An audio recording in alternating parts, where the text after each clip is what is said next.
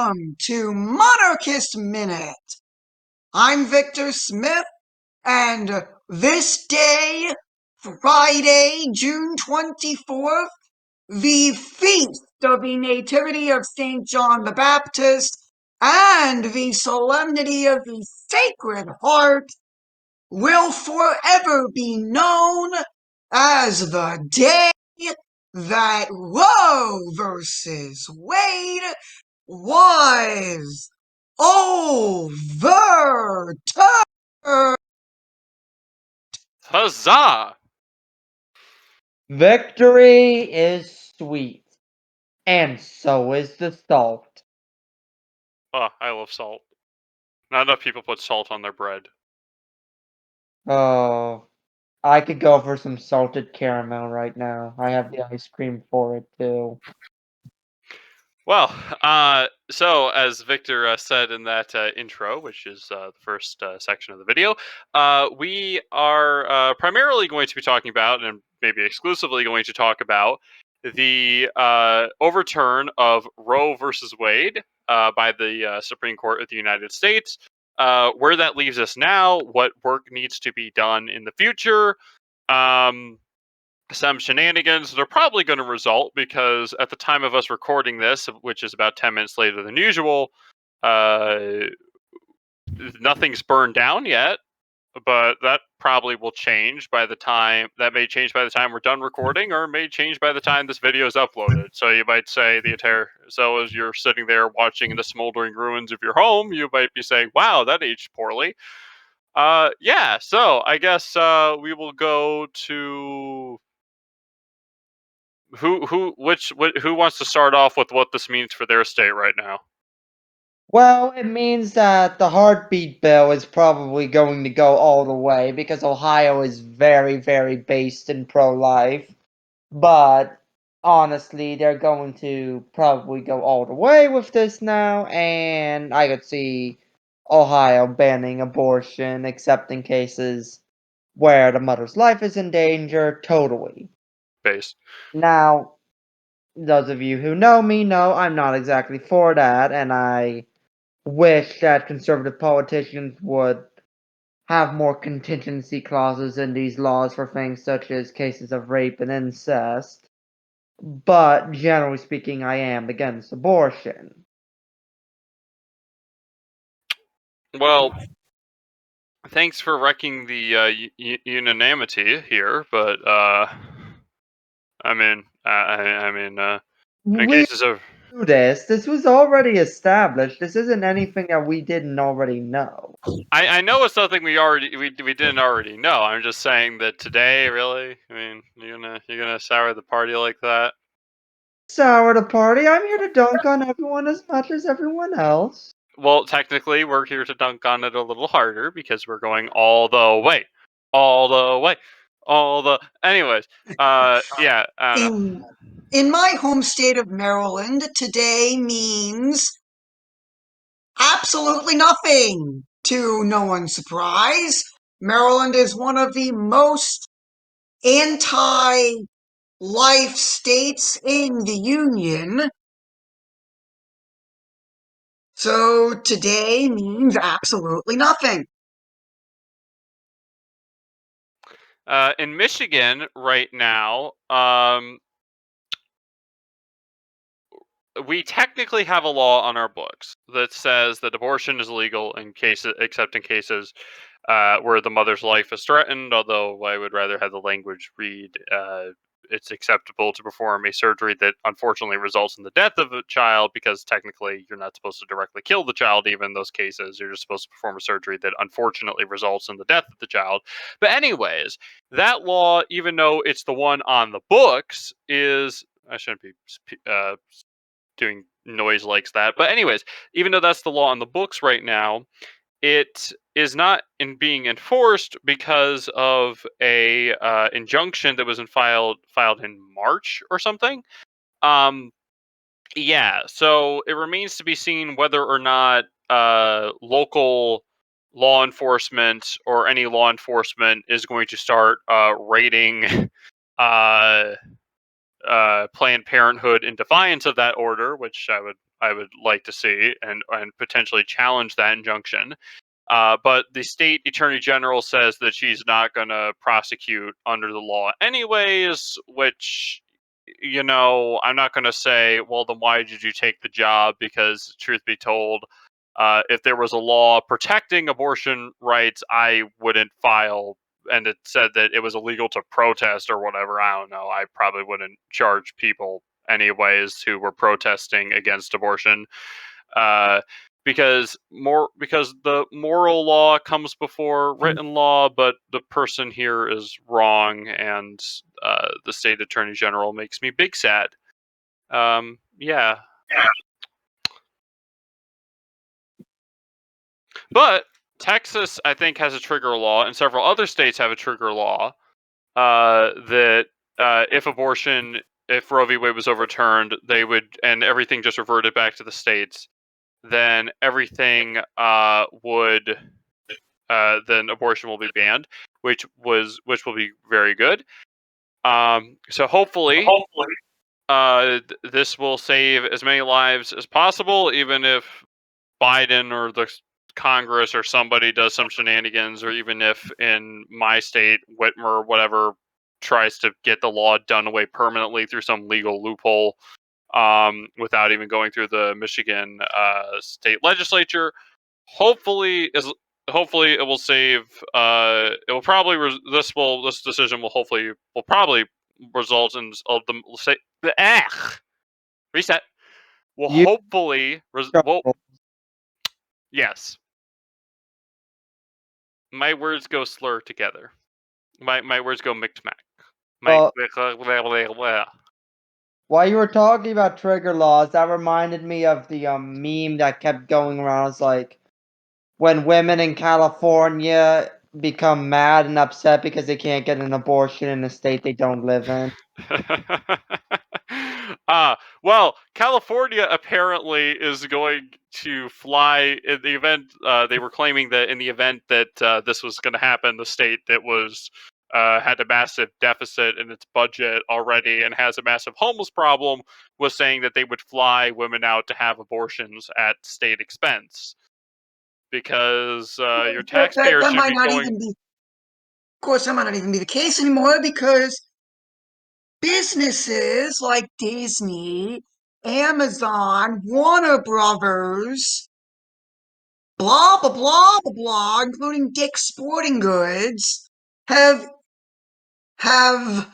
sent emails around saying that if you're a woman and you live in a state where abortion is illegal, you will be able to fly on company dime to a state where you can get yourself an abortion. Because it's still cheaper than them actually having to pay for things like maternity leave or health insurance for the actually seeing the pregnancy to term. Let's be honest what that's about. Well, yeah. Actually, this was so even before the cuties thing, or that was why I convinced my family to get rid of Netflix because when what state were they filming in or whatever, they were planning on passing a heartbeat bill or something, and Netflix said if you pass this, uh, if you pass this, that we're leaving, and I thought that ain't cool. I thought it was French. I thought it wasn't even made in the US. Well, yeah, but Netflix got the rights to distribute it. No, so Netflix had the right to distribute cuties, but they were filming some other show or whatever. They were filming in one state, and that state. This is before the whole cutie scandal, like a couple of years before, I think. And they were threatening to pull out of that state in the event that that state passed I think it was a heartbeat law or whatever, because they're like abortions, slaughtering children, and now that's all behind us. Not really, but yeah. So we are having federally, now it's just a battle of going state by state. But fortunately, a lot of the states are going to be are hopefully going to be where they're at. I think it might have been Georgia, actually. A lot of filming is done in Georgia. I think Georgia's actually second to California in places where filming for movies is done. Yeah, it's sort of weird that. Well, I they mean, call Atlanta the Black Hollywood, so I'm not surprised. I mean, I think the reason they chose Hollywood was one, tax evasion, or trying to escape Edison and all of his patents or whatever that they had on all the stuff, but also two, Hollywood apparently is around a lot of different sorts of climates, so it's easier to film movie. It was easier to film movies out there because you need to do a forest scene. Well, drive that way for a couple miles. You need to do a desert scene. Well, you're in California, so drive that way a couple miles. You need to do this scene. Go that way. I don't know if Georgia has that same. I don't know if Georgia has that same situation. But anyways, yeah. So Disney, all these other companies, if this is truly financial to you, you do realize that I don't want to steal this line from I don't want to steal this line from literally Communist Party USA, but the context that I'm using it is actually, a reasonable thing to say as opposed to the way that they say it, which is just wrong. You should be putting people before profits, mate. All those people who you're paying to have killed. Maybe. It's just, it's like, think about it. Those could be future consumers buying your merchandise. If you really want to put this at a pure financial incentive, um, the if the parents have the kids, then those kids are probably going to grow up watching Disney merchandise, because if you work for Disney, then you get an employee discount or whatever. And even if you don't, I mean, come on, it's Disney. They make all the children's entertainment. So collectively, depending on it, I'm sure you'd make your money back from the time off that you had to give the that you had to give to the mom or whatever. I'm sure you could make it back. Just max out that employee discount for children. Uh, then you'd make your money back. If money is really all you care about, think in the long term. That's how companies succeed. Thinking in the long term. Companies that think in the short term go bye bye. Of course, as can be expected, every single sports league in this country has come out with at least something. I saw a joint statement made by Orlando City Soccer Club and Orlando Pride. That's the women's soccer team in Orlando. Orlando City is the MLS team in Orlando. They came out with a joint statement condemning the court. The United Soccer Leagues also came out with a statement condemning the court. And you're going to see this, I think, within the next few days.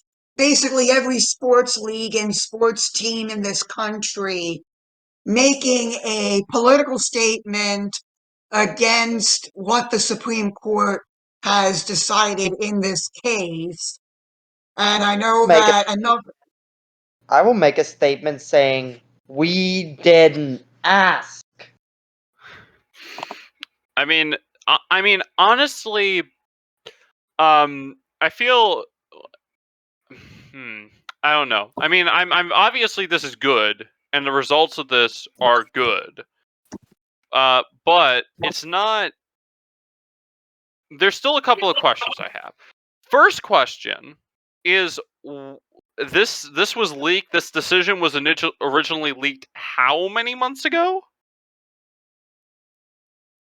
Like, Months ago, I think. They've huh? been bracing for impact for a while now. Yeah, I know, but like, it can't take a couple of months to it can't take a couple of months to spell check and, and make sure that you have the grammar down in your decision. You know, Uh, I mean this okay. I mean, some people are saying this being this decision coming down on the Feast of the Sacred Heart coincidence. I think not. Um, but at the same time, if this had happened earlier, think about how many lives potentially could have been saved. Because in the time between the decision being leaked and now, there were probably thousands of abortions that happened in in the United States, and probably more so than in that normal time period, because people are like, "Oh shoot, I'm not going to be able to get an abortion. Might as and you know." So, um, this whole delay.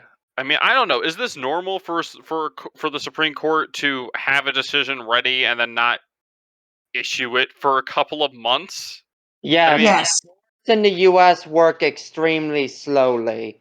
In fact, if you submit a lawsuit, it could be well past the time of I'm trying to think. I can't remember the legal term. statute of limitations. Yeah, it could be well past the statute of limitations when the case actually goes to court because of all the bureaucracy and filing and fact finding, gathering evidence and stuff. But I don't know. But still, if you have the decision already written, why did it take months to get the thing going? Clearly, I don't think the conspiracy theory that for whatever reason the Supreme Court justices leaked it themselves in order to in order to see how the American people would respond, because clearly most of the American people were either indifferent or actively against it. Well, there's a large portion of the U.S. population that obviously would be in favor of overturning Roe v. Wade. But Well, and of course, we also, I wanted to bring this up. World Cup winner and Olympic gold medalist in soccer, Megan Rapinoe, has basically called on basically said, I'm tired of trying to vote for Democrats to codify Roe. This has to be done by any means necessary. oh Like, yes, by any means necessary, a statement that obviously can't be taken to a call to violence in any conceivable context. Okay, I'm not saying, for the record, that there is never. I'm sorry for cutting you off. Did you have something else to say? um, I just wanted to make mention that I did a brief crawl through the professional sports leagues, and I am pleasantly surprised that none of the sports leagues themselves have commented on this Supreme Court decision. Yet. I mean, they're This is going to. They're probably going to. I mean, if I'm not a betting man, but yeah, no. But anyways, what was I gonna say? Look, for the record, I'm not saying that there is never a time when insurrection is justified, because clearly there were times in history where insurrections happened that were completely legitimate, like the people of the Vendée rising up against the French Republicans. And I think also the people in South France rising up against the French Republican, and I think there was even a Bavarian revolt against the Nazis towards the end of the war that was kind of crushed. Obviously there are times when trying to overthrow the government is justified. Trying to overthrow the government, to murder people, is not one of those instances. Generally speaking, you overthrow the government to stop murdering people, like the French Republicans who were all happy with the choppy choppy, you know, or sending people's young sons to die to to expand the ideology of choppy choppy. The threats of people, the threats of people staging an insurrection. Charles. Yeah, I'm sorry to cut you off. I did find a statement. from who? the NBA and the WNBA made a joint statement. Oh boy. You know I what? will. Hold on. Before we get this off, we first must ask the WNBA a serious question.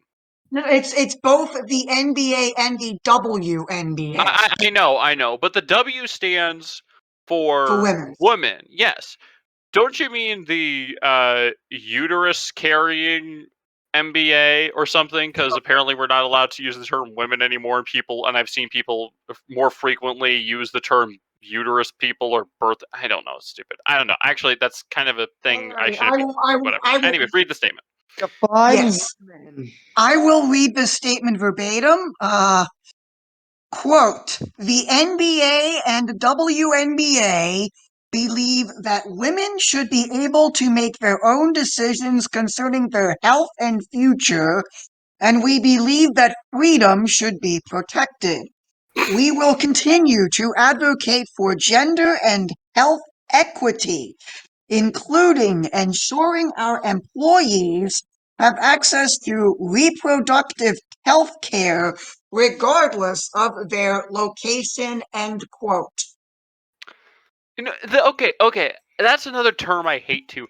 Reproductive health care. Okay, firstly, the reproduction, whatever, that's already happened. Secondly, okay, it's not health care if it's resulting in the death of someone. It's not it's not. How can it be health care? I mean, it's not. Is that improving the health of the mother? I mean, I know I'm not a doctor. We have to ask Ben Shapiro's wife on that. But aren't there going to potentially be apparently a lot of women who've had abortions suffer mental trauma afterwards? At least some of them do. As you know, they realize, oh, my kid would have been 5 years old, 6 years old, whatever. Uh, yeah, that stupid term reproductive health care and all these words that they're using to try to get around it, like removing the pregnancy. Okay, pregnancy is the state in which a woman is carrying a child, not the baby. The pregnancy is not the baby. Pregnancy is the state in which the baby is being carried. And somebody's going to pull out a dictionary and prove me wrong, but whatever. Anyways, it's all these terms to just get around calling abortion what it is, which is killing a child. It's just one, it's sickening, and two, if you really believe that killing a child's okay, then just say you're ripping the limbs off of an embryo, or you're or partial birth abortions where you take the needle and inject it into the baby's skull. Why don't you say that? Why don't you be brutally honest? If it's really that What? if it's really okay, just come out and say it. Yeah, what's with all the cognitive dissonance if you're not ashamed of it? Of course, this is coming from the same basketball league that is de facto in bed with China. Oh, And it's you mean the country with forced abortions? Yeah. So I guess the Chinese don't need their reproductive health. Chinese women don't need their reproductive health care. It's all a corporate. I mean, part of me doesn't know what's worse: whether or not the NBA actually if the people who wrote the statement from the NBA actually believe this, or if it's really just a corporate marketing thing. knowing the audience that the NBA likes to target, which is people our age, I actually think that the office boy who wrote that statement actually believes that. Well, I mean, if they actually believe it, then I don't know. I mean, I can't say, well, at least they're actually standing up for what they believe in, because what they believe in is terrible. I mean, and if it is just a corporate marketing thing, it's still terrible because you're willing to do all of these things, flying women out just because you think it's going to get you more money. People have done crazier things because they thought it would get them more money. Yeah, I mean, Right. but I mean, either way, I mean, this is sort of a both are bad. Don't pick one. Just stop it, sort of deal. I mean, the fact that companies like this are allowed to exist, like, can you imagine? Like, could you imagine this? I mean, I clicked on a video that it was from a clip from a. To be fair, Charles, if the NBA ceased to exist, another basketball league would crop up the exact second the NBA ceased to exist, and they would probably take the same political stance as the NBA takes.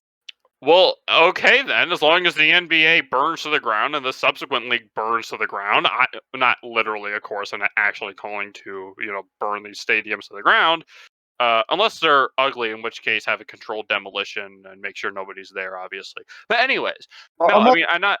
stadiums are piles of steel, so Oh, yeah, they're all kind of ugly. yeah. Well, I don't know, but still, I mean, I mean, any company that is supporting abortion like this either needs to figure it out and stop it, or burn to the ground.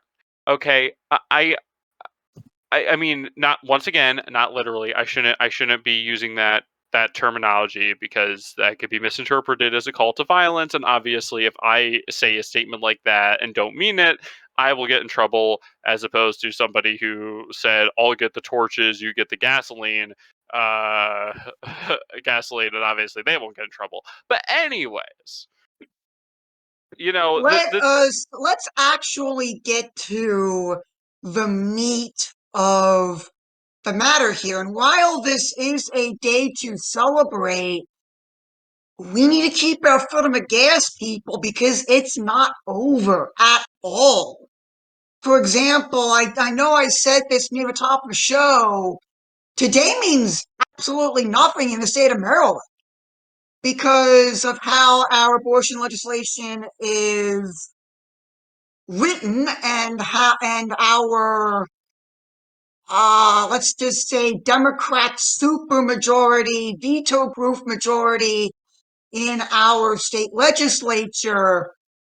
This is going to be a battle that we fight in the state of Maryland for a long time to come. And I am putting it out there as a call to action to everybody in this live audience and everybody in YouTube land watching us on Monday. Get involved in local politics in one way or another. Donate your time. If you have money, donate your money to political candidates if you're choosing. Basically, I want you to be politically active. This is the only way we can make sure that, as President Biden said, Roe is on the ballot box. And I believe President Biden is correct on that point. Roe is on the ballot box.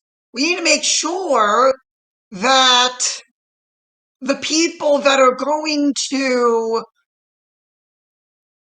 go to Congress and go be in our state legislatures are going to pass stricter controls on abortion in certain states, and in other states, perhaps including the state of Wisconsin, whose abortion law was written in the 1800s, maybe kind of loosen it up to the point where it is clear that an exemption is made for, let's say, the life of a mother, in which there is a procedure where you save a mother's life and unintentionally kill the child as a result.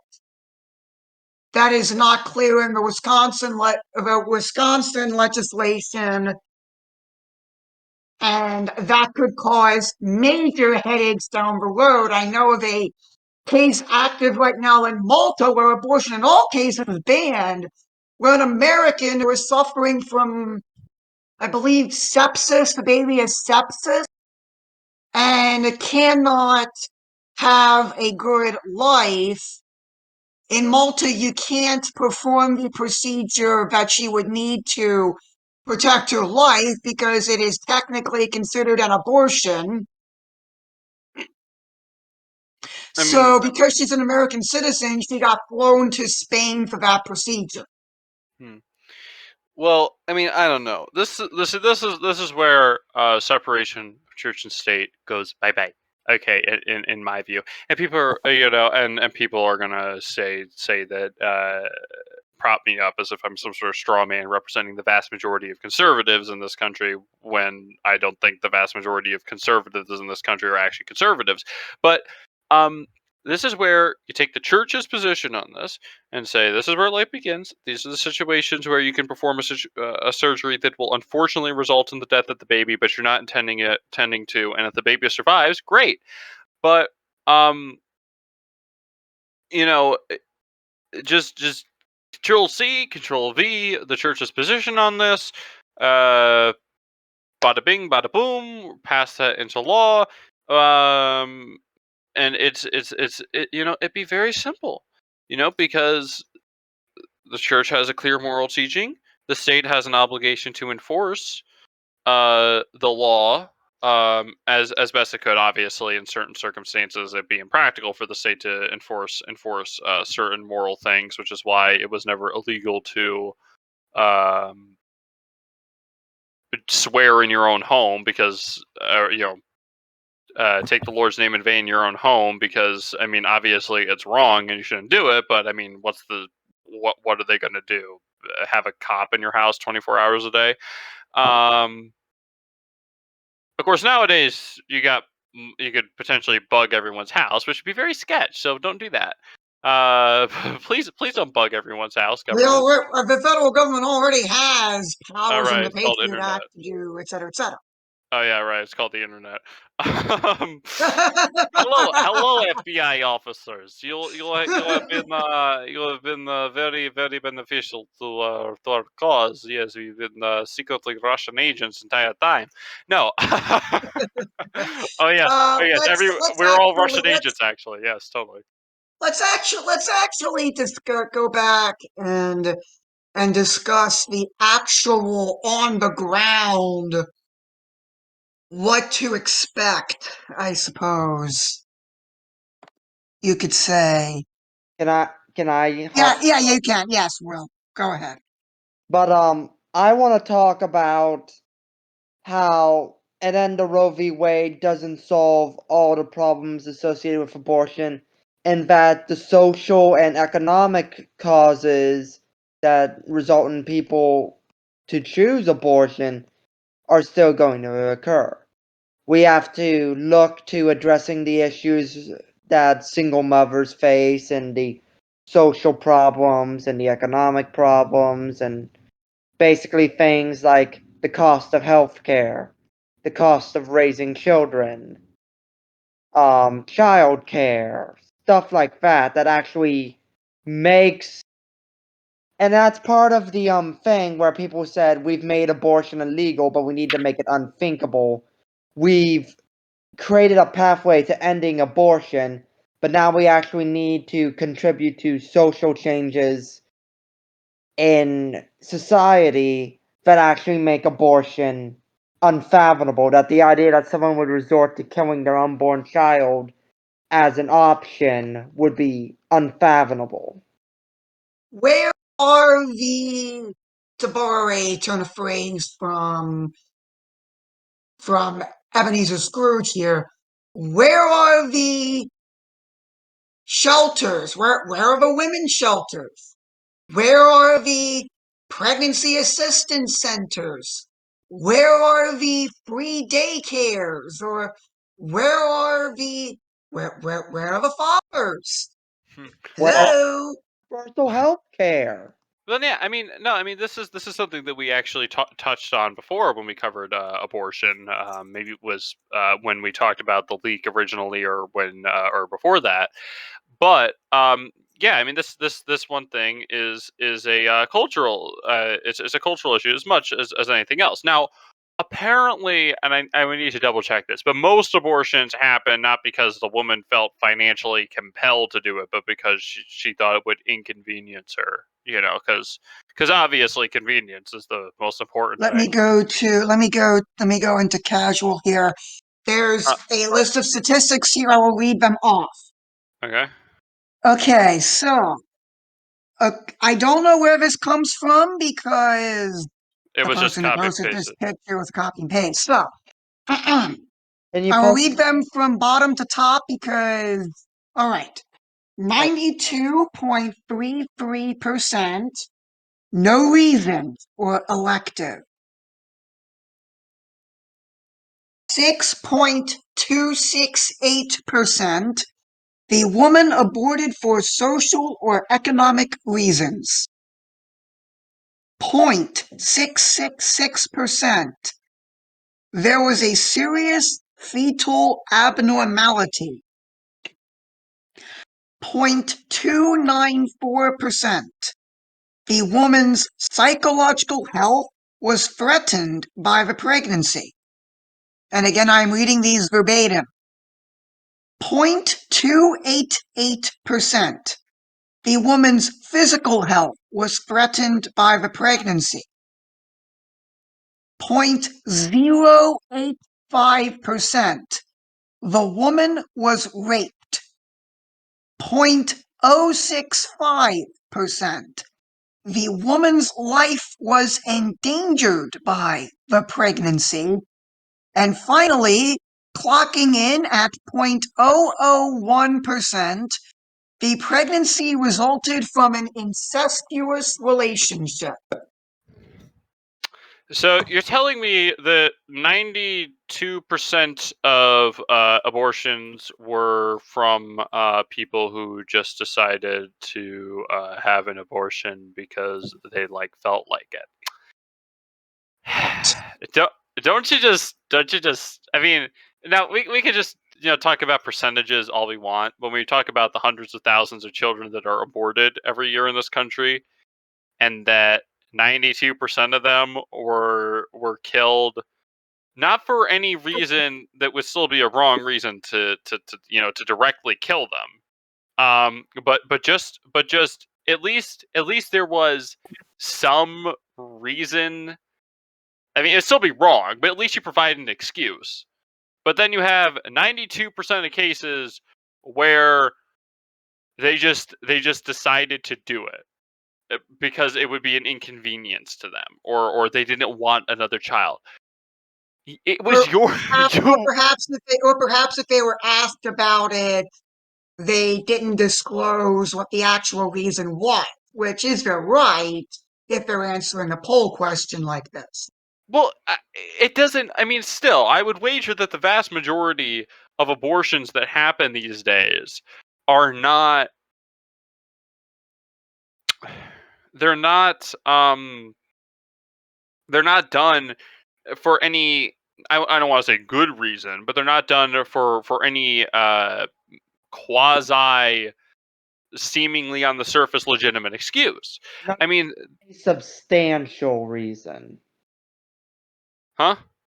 They're not done they're not done for any reason of substance or any reason that can be justified. Well, yeah, but I mean, it's there. I mean, once again, I mean, there's. I mean, it's interesting to see how that statistic divvied up between the woman's would essentially health would be threatened versus the woman's life being threatened. I never heard of that distinction being made before, but uh, it's I don't know. I mean, all I'm saying is that the fact that most of the abortion arguments result around the minority, and I'm not saying that. Most of But the abortion arguments revolve around approximately 8% of all abortions. yeah, if that. I mean, but the fact remains with that is you talk to these people and like this and this and this, and then they're like, okay, so can we ban abortion in any cases that aren't that? And they're like, no, no, no, no, no. Okay, so you're telling me that it's acceptable to kill a child because the child would be growing up without any without many means or whatever, or the mother would be poor. Okay, That is an argument that yeah, pro-choice people actually use. yes, I know that's an argument that they actually use. That's why I said it. But so you're saying, okay, so you remove that and say, okay, so the mother is perfectly financially capable of supporting this child. She is in complete care. Should she be allowed to do it? And they're like, oh yeah, totally. But the reason you gave doesn't apply in this case. I mean, this is really more of an argument. It's really more of a reason to make consistent arguments as opposed to anything else. Which, I mean, I'm probably guilty of doing that in a lot of instances. But And you know what I think is funny? I think the funniest thing is there are certain women that are sharing that they're not going to have sex with Republican men as a result of the which Dobbs decision. which is what we wanted anyway, because most pro-life people, shocker, shocker, are also pro-abstinence. yeah, it's almost like, no. I mean, here, not to be vulgar, and honestly, we should probably have. I'll put a warning in the description saying that if you don't know any of this stuff, don't watch this episode. But given the demographics, I don't think that's. Actually, Anyways, actually, let me provide a brief explainer here for our potential international audience. And Charles, you can put this timestamp in the description for those people. Roe versus Wade was a Supreme Court decision that was bandied about on January 22nd, 1973, that provided for a right for a woman to have an abortion under the 14th Amendment to the Constitution of the United States. That 14th Amendment has to do with due process, and they also use the right to privacy in that particular decision. That right to privacy that they found in Roe is also the legal basis for its child case, Planned Parenthood versus Casey, which was started in the 90s, but but we're not going to get into that now. I think it's stupid how right to privacy was the only thing that was holding up abortion. What does privacy have to do with killing unborn children? Because they believe that a woman's health, that a healthcare decision falls under the right to privacy. They believe that abortion is a healthcare decision between a woman and her doctor. But let's get back to the main well, history lesson here. This right to privacy that was found in Roe was also the basis for cases like Griswold and Obergefell, and I'm blanking on the other one. I should know this off the top of my head right now because I just thought about it. But the but because those cases were decided based off of the Roe precedent, Justice Thomas argues correctly, in my opinion, that the court needs to re-examine those cases. But of course, that would require somebody to sue. hmm. I mean, it's just getting into the contraceptives, gay marriage thing that Justice Thomas was saying, and everyone's so Yes, upset about. All yes. right, that will be our header timestamp here. Yeah. If I So could lead this off, please, because I did take that legal course, so I actually understand what it would actually take. you're kind of being your mic's kind of being quiet. We can't hear you. Sorry, can you hear me now? Yeah. Yes. I lead this conversation because I picked Yes, go ahead. for us. We got a shot number 2-1. Okay, now for everyone that's flipping out about what Justice Thomas said. He did not say he necessarily wants to overturn the rulings, as in abolish the right to buy contraceptives or abolish gay marriage. He said he wanted to abolish the way in which these rulings were made. For example, the right to privacy and substantive due process should not be used to justify these cases. But I think, particularly in the case of gay marriage, that since the Constitution guarantees the right to life, liberty, and the pursuit of happiness, the right to marry whoever you please would definitely still be guaranteed under the right to liberty and the pursuit of happiness as an implied freedom. That being said, in order for such a case to even happen, it's not like the Supreme Court can just decide, we're going to throw out this old ruling. No. It requires a case to actually be made to the Supreme Court.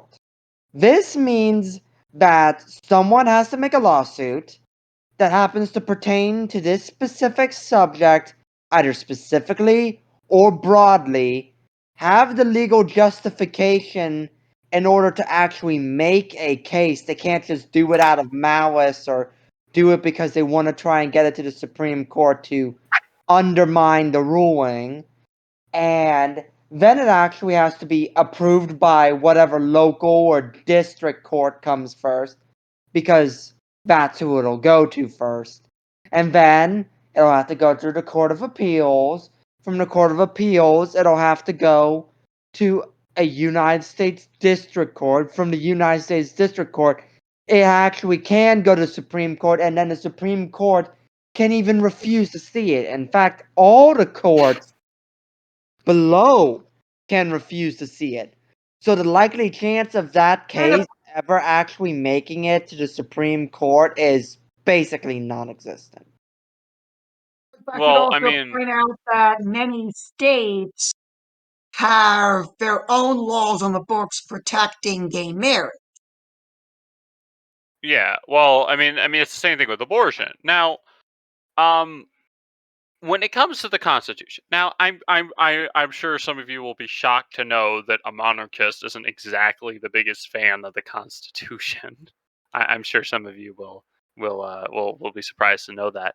But if we're going to interpret the Constitution, it makes sense to interpret the Constitution as a document that was written with the understanding of the people of the time. So, um, and of course, in some things that's going to be kind of cringe, because you had a bunch of Protestant Freemasons writing that thing. But in this area, God, uh, Freemasons. you yeah, let's not get into this right now. I get to bring up Freemasons, but you don't get to talk to me about that. No, no, I'm joking. Anyways, no. So, anyways, Protestant Freemasons. Okay, they they would not have.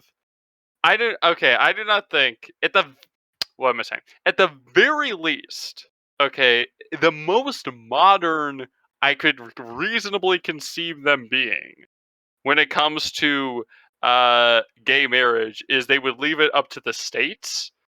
But really, I don't think that any of these people would have been happy with this. Now, they were Gen 1 liberals. So eventually, the natural conclusion is they would have gotten there eventually had they lived 250 years or whatever. But Of course, if you look at the French Revolution document, Declaration of the Rights of Man, I think gay marriage was even listed in there. ew. Why? It just makes it even more cringe. So I can try to find a copy to burn in effigy. No, I mean, an original copy of the Declaration of Rights of Man. Sorry, History Museum. Some things don't deserve to exist. Anyways, no. I mean, I don't know. But anyways, okay. Take a breath. Take a breath. Reset. Let someone else talk to not spam words. Okay. Am I the only person on the panel that actually doesn't have a problem with gay marriage? Well, there's only three of Let's us, and you're talking to two Catholics, so let's move on from the gay marriage issue and discuss ramifications down the pike. And I am going to be making a bold prediction.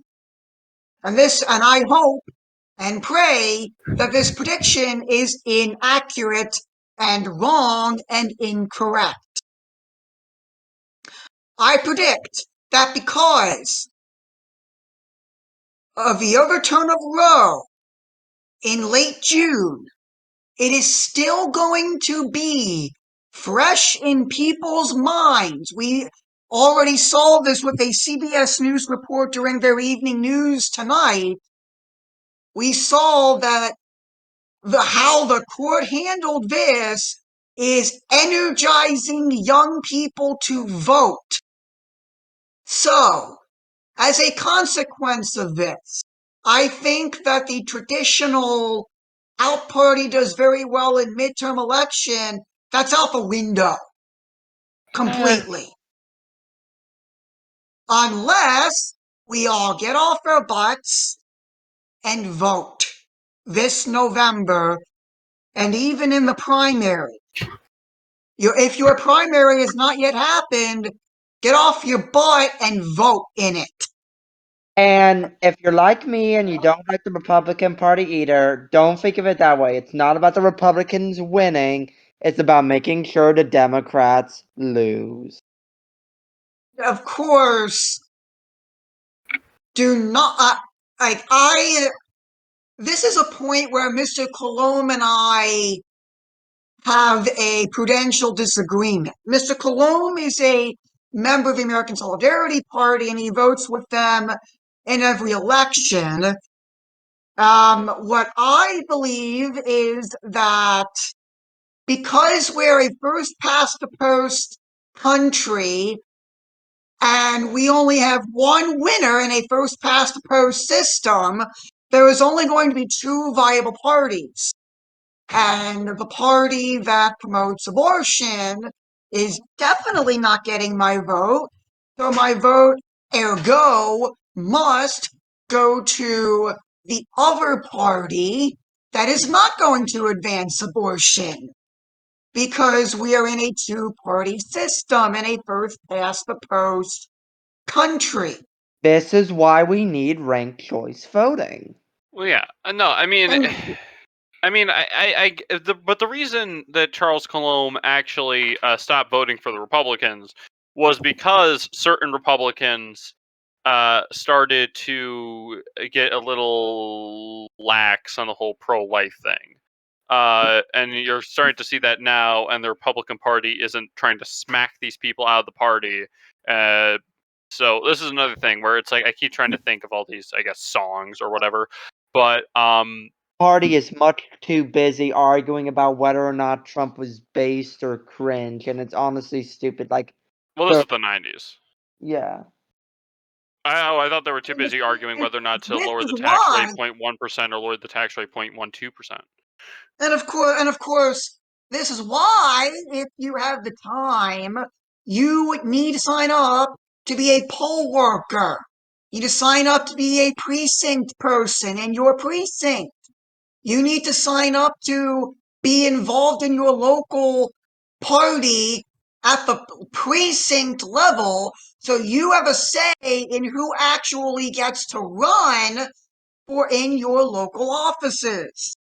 This is Run exactly what the Precinct Project has been doing for the past few years now, If you're led desperate by. for your community, run yourself. My local board of elections is actually having a seminar next month. They haven't set a date yet, but due to a chronic shortage of candidates in our local community, they're having a seminar to teach people how to run for office, how to submit the paperwork, how to fund and properly run and conduct a campaign in order to encourage people to try and run for office. You know, I considered stealing. And if you're a fan of Off the Menu, you'll know exactly where I'm getting this, but it's from a magazine from the '80s or something. I considered running for local politics. My campaign motto would be: "The city is on the brink of ruin. let Charles finish the job. No. No. No, I mean, no, I mean, it's, I mean, ideally, would the guilds be running things? Would we have local nobles running things? Yes, but right now this is the world we live in, so I don't know. You might get some publicity. First openly monarchist to run in the first and of openly course, monarchist and of candidate to course, run in 100 years or something. and of Oh, course, Baltimore, and of course, in my own home county, Baltimore County, there are some elected offices where Republicans simply do not run. And Because in they know they're gonna Baltimore, lose. and well, it depends on where in Baltimore County. I just In had a Baltimore City, in Baltimore City, there is not a single Republican running for state's attorney, which is the top prosecutor position. I just had a thought, not to derail what you were saying, Victor. But yes, the U.S. Constitution guarantees the rights of the state to a Republican government, but it doesn't guarantee it to local governments. So theoretically, there's nothing that stops. Actually, the nobility clause would probably be an issue. Yeah. Oh yeah. So, but I mean, we could call it chair of the board of hereditary trustees. That doesn't sound like a noble title. And it just happens to be a hereditary office passed to the eldest son. No, Uh, I want. I'm sure that's not. It's not a noble. You can't stop us, Congress. It's not a noble title. I'd still want to be a count. Being a count would be cool. You can be the county leader. Yeah. There we go. You put count and then in parentheses T leader. I mean, that's not a noble title anyone's ever used before. This is where the whole beauty the beauty of the Republican process is there are all these stupid laws, and there's a million potential loopholes. You just have to find the one to exploit, and then everyone gets mad at you for exploiting the loophole that they wrote into existence. You see, this is one of the few advantages of republics. It's not a real advantage. It's just funny.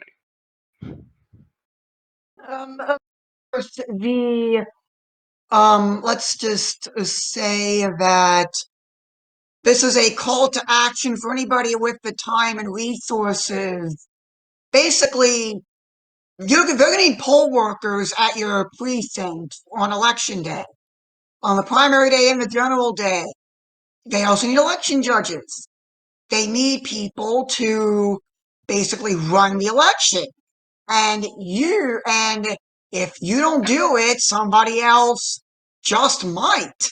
And that somebody else might not have the interest of of actually putting in the work to run the election.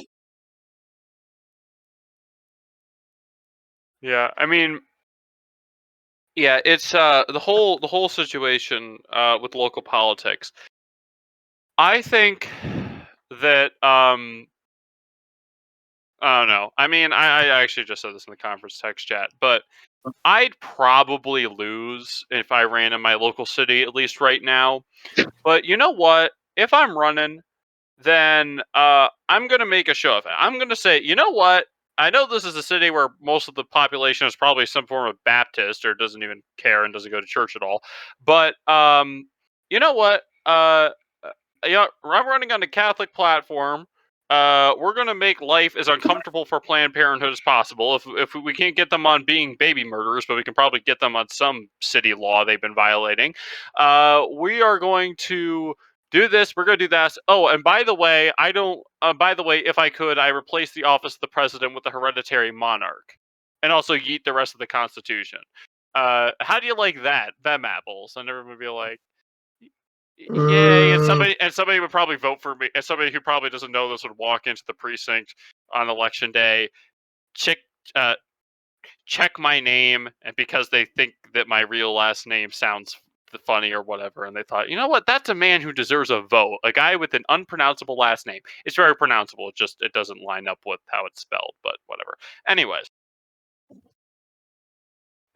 So I think what we can learn from this from this decision, the number one thing we need to do, other than basically sign up to be election judges and precinct people, etc., set up programs to help mothers, single mothers, married mothers. It doesn't matter. We need to help them. If we don't help them, and yes, we just lost some of our audience, I don't care. If we don't help those mothers either financially or with product, they are going to potentially abort their baby and maybe even cross state lines to do so in this post-Roe world. Sad reality that, and this is where the Republican Party truly fails, is that the Republican Party, and honestly, this is where I agree with pro-life advocates, the Republican Party only cares about the life of the child while it's in utero, and once the child is born, the child is basically on its own.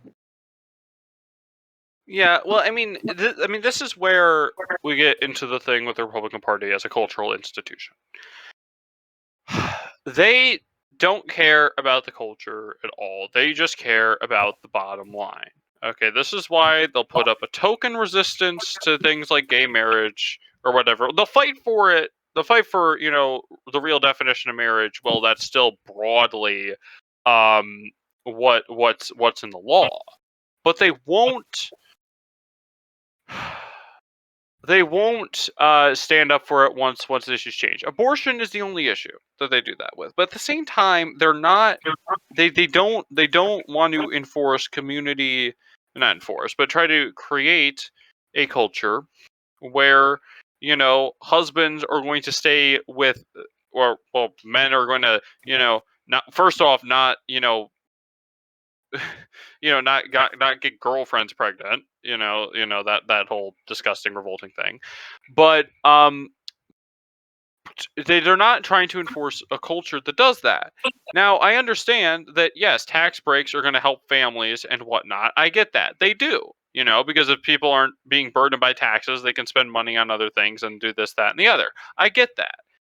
But at the same time, and I need to stop doing that weird voice fluctuation thing. But at the same time, you're not actively encouraging a culture of families being together and families working together to secure a future where the husband's working and the wife stays at home and the children are being raised and all this. You're not trying to create that culture. You're just trying to make it so I can get my McDonald's cheaper.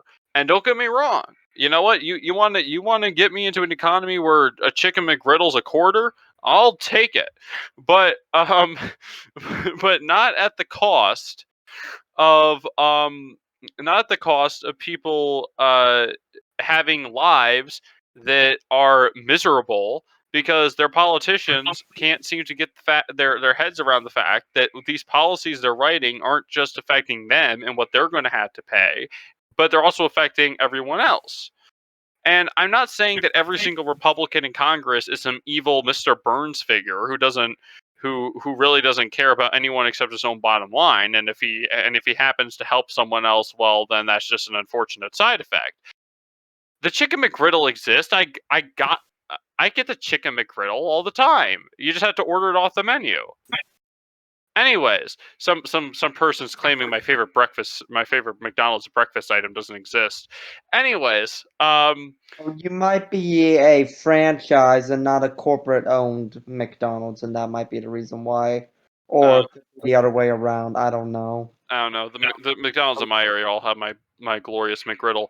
But anyways, especially when they're nice and fresh. But anyways, that was more last week's food topic.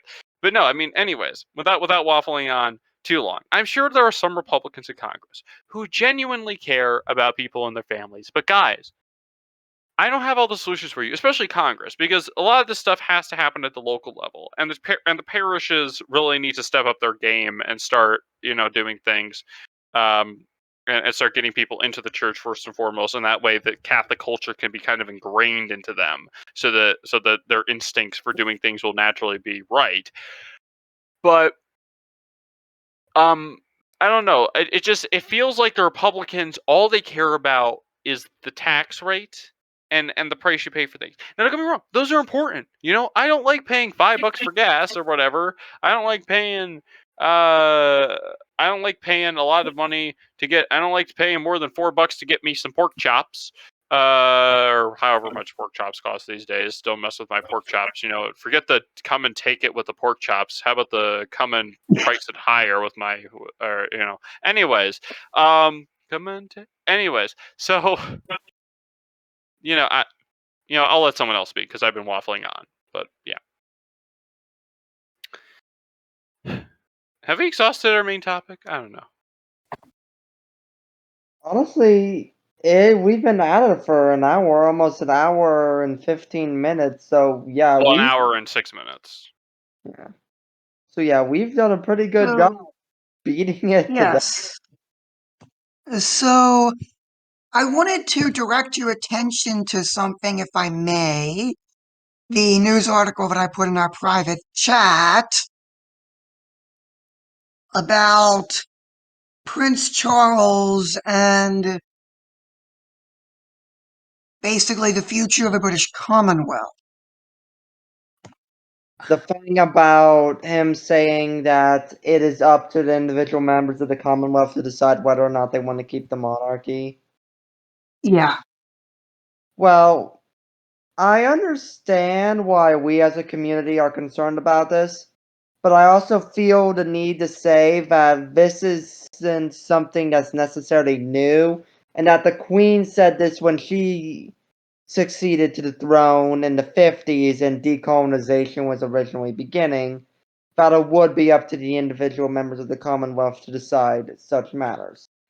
I So, mean, while we are saying this, Charles isn't saying anything profound or new. He's just towing the line that his mother started. I And of would be course, fine with that statement. It's your decision if you want to have your capital firebombed by the RAF. Well, not actually, because firebombing civilian populations is immoral, but firebomb something.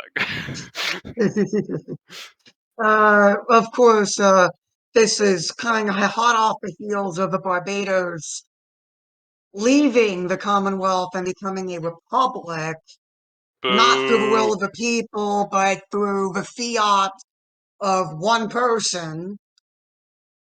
Well, I a believe bunch of I believe conniving we people in government, but yes, I believe we spoke about this on an episode called Is Barbados Fringe? Yes. You can find that episode in our archive on our YouTube channel. civilian archive. But okay. Yep. Cringe. But yeah. So I just felt that it was important enough as an aside to at least make mention of on this historic day. Also, yesterday, the Supreme Court struck down New York's gun law, basically forcing New York, and by extension the state of Maryland and a bunch of other states, to issue concealed carry permits liberally and not in the state of Maryland before that court decision. You needed a grave sufficient reason to carry a firearm. And your own personal safety apparently wasn't a valid reason, like protecting, just to ensure that you wouldn't be Correct. mugged. Because clearly, a gun obviously isn't going to help you if some guy tries to mug you, right? It's not like that's kind of one of the uses for a firearm is to shoot a guy who's trying to attack you or anything. Whatever. Imagine living in a state that doesn't have constitutional carry. Thank you, Governor DeWine. Imagine living in a state that doesn't have open carry. We have that too. That's part of the constitutional carry. You don't need a concealed carry permit. You can carry your gun because you want to, and that is that. Unfortunately, you still need a permit to carry a pistol, which is kind of stupid. But you can open carry. Yeah. So just make sure you don't put your rifle under your trench coat to protect it if it gets rainy. I guess because I guess then you have a concealed weapon. Although if your trench okay, now here's the real conundrum. Okay. So putting a gun in your car would be making it a concealed weapon. But what if your car was made of transparent plastic and you could see what's inside the glove box? I don't know. I think you're talking about something similar to the stupid rule regarding clear book bags at schools. What, those aren't allowed? Uh, No, they want to issue clear book bags so people can't sneak guns in the school. I mean, I Now, don't know. I mean, as someone who actively supports the idea of a full-on dress uniform, where all the guys wear one thing and all the girls wear another, I don't know. That kind of seems dumb. I mean, I get the reason for doing it, for wanting to do it, but at the same time, forcing all this kids' parents to buy this one specific type of backpack is like,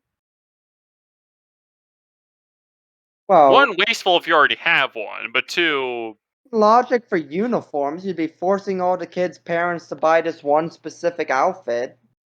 well, yeah, but I or if mean, well, Will, you had something? But, yeah, Charles can finish up real quick and then I'll say it. It involves the Supreme Court, something else they did since we brought up the New York carry law. um, I don't know. Well, okay, the uniform thing, school uniforms. Okay, well, I mean, I guess this is partly coming from my context as somebody who just finished up a high school where there was a dress code where you had to buy shorts, pants, or skirts from uh from a certain brands that had the school's logo on it, and you had to wear two or three colors of the dress shirt. And at that point, you might as well just go all the way and either say, "Hey, listen, everybody wear a dress shirt, um, or a uniform, or loosen it back to say it's any kind of khakis or any kind of polo." Although I will say the shorts are comfortable. I'm wearing them right now. I'll probably just take the school logo off and keep wearing them until they wear out because they're comfy. But the pants not so much. But anyways, I'll let Victor think. But also, I'm pro uniform in general. Consistency is I like consistency. Anyways, okay. Well, Will? say your thing. So the Supreme Court recently also had another ruling. I guess the Supreme Court decided to release all the rulings on the same day or around. Apparently, they release rulings like every. Apparently, they release rulings every day. But anyway, the Supreme Court found in a case Session. you cannot And sue an officer for improper conduct if he does not give you your Miranda rights, which save it is again. Save it again. I may have cut you off at the beginning. Save it again all right. So because this is important. ruled that if an officer does not tell you your Miranda rights, you cannot sue them for damages for improper conduct. You can or cannot. You cannot. Once again, the Supreme Court and courts in general in the US have made it harder to hold police officers accountable while also eroding civilian legal rights in regards to dealing with the police. What are the point of Miranda rights if the police are not even bound to give you them and you have to ask them to advise you of your rights? That's not how that should work. The police are supposed to tell you your rights. Well, I mean, they're supposed to, but at the same time, if they don't read you your rights, the case gets thrown out against you. Well, any testimony you gave gets thrown out. So I don't know. I mean, a part of I'm me. just going to read what a police officer, I suppose now doesn't have to say, but what the Miranda statement is. Well, they still have to say it, because if they don't say it, then any testimony the person gives will be thrown out. Mind you, this isn't Okay. the first time the Supreme Court's done something like this. The Supreme Court also famously had a case where they ruled that cops are not legally required to protect civilians, too.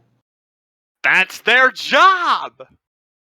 I know. Yeah. Okay, so here is the statement. You have a right to remain silent. Anything you say can and will be used against you in a court of law. You have the right to an attorney. If you do not have an attorney, the court, if you do not have the money for an attorney, the court will provide you with one. And there's a bunch of other stuff that they have to say. Yeah, I think there's several different variations of it. Interestingly enough, the UK also seems to have their own version of the Miranda rights. I mean, at least, they're laid out. They're set in a much different way of doing it. But I don't know. I don't know. It was kind of novel. I don't remember any of it. But at least that's what British TV told me. And would the BBC ever lie to me? Oh, right, it's the BBC. With how they're co-producing this Anne Boleyn show, Oh yeah, I right. would, yeah, I would put the Beeb into question right now. Well, yeah. But I mean, I don't know. I mean, the BBC. They used to make a lot of fun, good content, and now they're just not. It's sort of.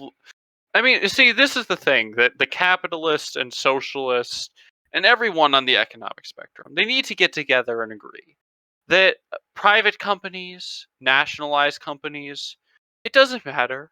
They're all going to get together, used to produce really cool stuff, and now are producing utter garbage. It's just the natural cycle of living in the 21st century. Thank you for right, coming to my TED Talk. I have solved all economic debate. thank you for the talk there, Charles. Anyway, speaking of talk, I think we have exhausted all of our energy for this week. Is that agreed? Yeah, I think we've done well. Um, I think we could wrap it up. Let's see. Do we want to do the entire Te Deum again? I don't Or know. I mean, I could do it. Or No. well, maybe just in Our Father and What's A glory be to the Father. A glory be. or okay, the Our Father. Let's make it an Our Father, Hail Mary, and Glory be. Might as well do the. wait, Okay. what's Teodeum? It's a hymn. It's a hymn Well, of we, thanksgiving. we don't need to we don't need to get into that right now. We'll explain this We'll off explain off air, but camera. okay. Well, camera. All right. I saw. Okay. We'll explain off air. Will. Okay. Now. Okay. Let's get this new slash command thing all ready. Uh. Okay. Oh, it's no longer leave. It's stop. All right. Okay. So if you would like to join us live for recording a Monarchist Minute that hopefully will run a lot smoother than this week, you can join our Discord server. Link in the description. You can also follow us on Gab. You can also apparently follow us on Facebook, but I need to get that in there, and I'll try to remember to do that this week. You can also follow us on Twitter and hear some of the opinions of our own William Stout over there. And you can follow us on probably somewhere else, link in the description. And now we will conclude. Instagram. Huh? I said Instagram. Oh, yeah, but I'm not a very instant person. Okay, instant coffee though. No, I'm joking. I don't like coffee. All right, so now we will conclude in prayer. In the name of the Father and of the Son and of the Holy Ghost. Amen. Our Father who art in heaven, hallowed be thy name. Thy kingdom come. Thy will be done on earth as it is in heaven. Give us this this day our day our daily daily bread, and bread. forgive us our trespasses as we forgive those who trespass against us. And lead us not into temptation, but deliver us from evil. Amen. Hail Mary, full of grace, the Lord is with thee. Blessed art thou amongst women, and blessed is the fruit of thy womb, Jesus. Holy Mary, Mother of God, pray for us sinners now and at the hour of our death. Amen. Glory be to the Father, and to the Son, and to the Holy Ghost. As it was in the beginning, is now, and ever shall be, world without end. Amen. All right, that will do it for this week. Until next time, may God bless you, and may God bless the United States of America. This is a follow-up to the podcast episode that you have just watched. I am recording this on Saturday.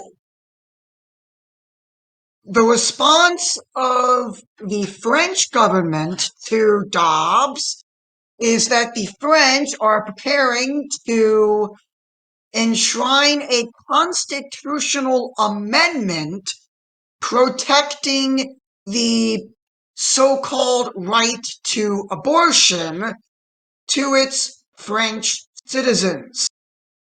According to French newspaper of record Le Monde,